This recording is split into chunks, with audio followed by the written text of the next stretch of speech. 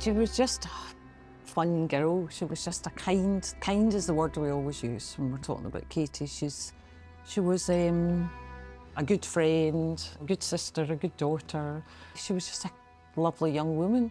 We were sitting in our kitchen. It was about 9 o'clock at night, and the police came to the door and were looking for Katie. And we asked why, and they said her vehicle had been involved in an accident, and we presumed Katie had been injured. You know, that was our first thought.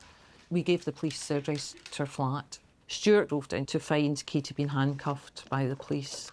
I mean, I have to say at this point, we were furious at Katie. We were so angry at Katie. We didn't really know all the facts, but we knew a young man had been injured. Katie was sentenced to 16 months in prison for causing serious injury by dangerous driving and drink driving. Katie did not need rehabilitated. The parents of the young man that had been injured wrote to the sheriff asking for a non-custodial sentence. There was no reason to send Katie to prison.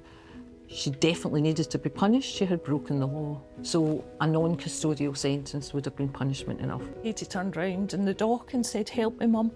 And she got handcuffed and taken away. Katie was incarcerated in HMP Polmont Young Offenders Institute. There are problems with both violence and bullying in prisons. The most volatile population in prison is the younger population. There is a pecking order in prison. That's what they will refer to it as, and that's enforced through intimidation, bullying and violence. Katie had never witnessed violence in her life. She didn't come from a household that had violence in it. So to see physical violence in front of you was traumatic beyond belief for her because it wasn't normal. So she was petrified. If you're regarded as vulnerable, that makes you a potential target for things like bullying and intimidation. 4 weeks before she was due to be released, Katie died by suicide. When the police came to the door and said that Katie was dead, my first words were, "She can't be, she's in Polmont," because I thought, she's in the care of the state, was what I was saying, you know, she can't possibly be dead, you know, because little did I know at the time, lots of people that go into prison die. Following her death, an independent investigation by the Crown Office and Procurator Fiscal Service found sufficient evidence of health and safety breaches by the Scottish Prison Service. But they were unable to proceed with a prosecution due to the long-standing law of Crown immunity. The Scottish Prison Service has this immunity from prosecution. It gives them a lack of accountability, a lack of transparency, a sheer arrogance that they can do whatever they want. Crown immunity is an ancient concept. It comes from the idea that the sovereign can't prosecute themselves.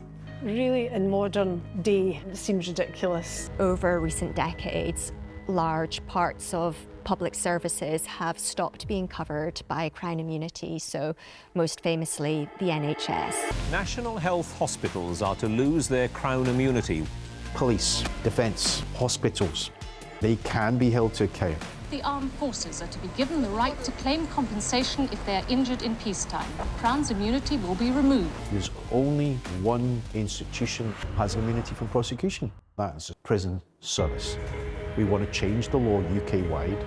We will abolish the Crown immunity, and it will mean that prisons right across the United Kingdom will be held to account. We want the government in the UK to change the law. I mean, justice, we've said this, justice is Crown immunity being lifted, you know, for us.